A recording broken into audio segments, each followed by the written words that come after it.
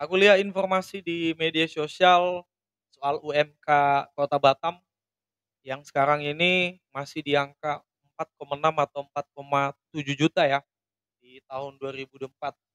Per Oktober ini masih segitulah 4,6 atau 4,7 gitu.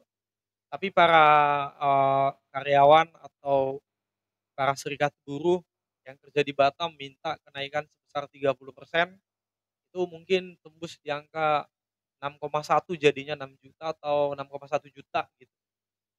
Ini opini pribadiku ya, kita bahas ngulik dulu ini sebagai rakyat biasa aja yang nggak jago, apa ya, kalkulasi matematika enggak, saya bukan jurusan ekonomi juga ya. Kalau mereka minta 30% kenaikan upah atau UMK di Kota Batam, ada satu hal poin pertama yang paling kita takutkan adalah nanti perusahaan-perusahaan yang sedang beroperasi di Batam ini mereka akan cabut, hengkang dari Batam, mereka akan pergi ke mana? Ke Vietnam atau ke Thailand. Karena 2 negara ini yang di ASEAN ini cukup murah untuk, kos untuk perusahaan, baik dari sisi gajinya atau biaya proporsional atau pajak dan lain-lain di negara itu.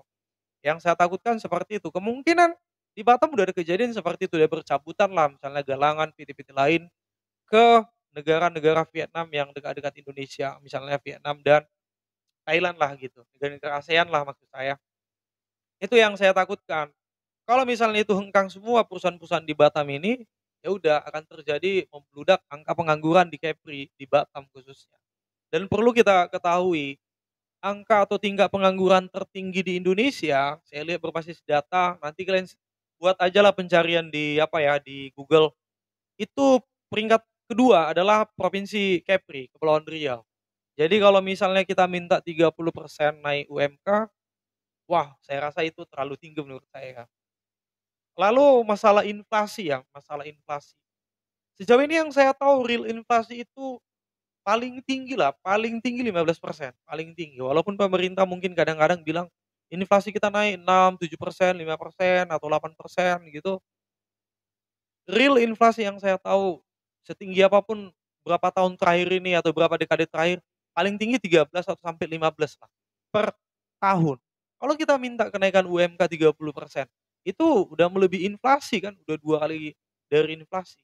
Kalau misalnya kita minta kenaikan 13 atau sampai 15% kenaikan UMK Batam ini, mungkin pemerintah atau pengusaha-pengusaha di Batam masih gampang lah untuk, meng-ACC-kan itu kan.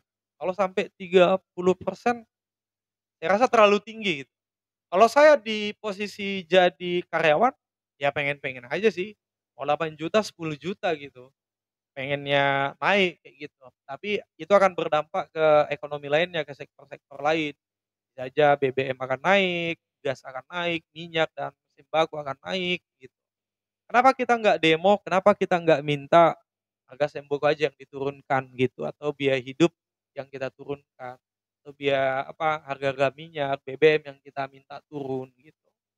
Ini salah satu masukan dari saya aja sih, buat teman-teman yang ada di PT-PT dan perusahaan yang ada di Batam, coba di komen dulu apa tanggapan kalian dan masukan kalian, angka 30% apakah itu sudah worth it? Apakah itu sebuah solusi yang bagus gitu menurut kalian? Kalau saya poin besarnya itu, saya ulangi ya, kalau poin pertama, kalau angka 30%, poin pertama yang kita takutkan, mereka akan cabut PT-PT yang di Batam akan hengkang ke negara-negara tetangga kita, bisa aja ke Vietnam atau ke Thailand. Yang kedua, itu akan menaikkan dampak ekonomi terlalu tinggi naiknya, semua harga sembako akan ikut naik, ini akan naik, semua akan naik, akan berdampak lah naik semua, kalau minta UMK sebesar itu. Kemudian di samping itu juga real inflasi pun nggak setinggi-setinggi 30% lah di Indonesia kan, paling tinggi 13 sampai 15%. Kalau kita minta naik 13 atau 15%, saya rasa it's normal lah gitu. Gimana menurut kalian nih teman-teman yang kerja di Batam, di perusahaan-perusahaan atau di PT-PT, kasih masukan dong.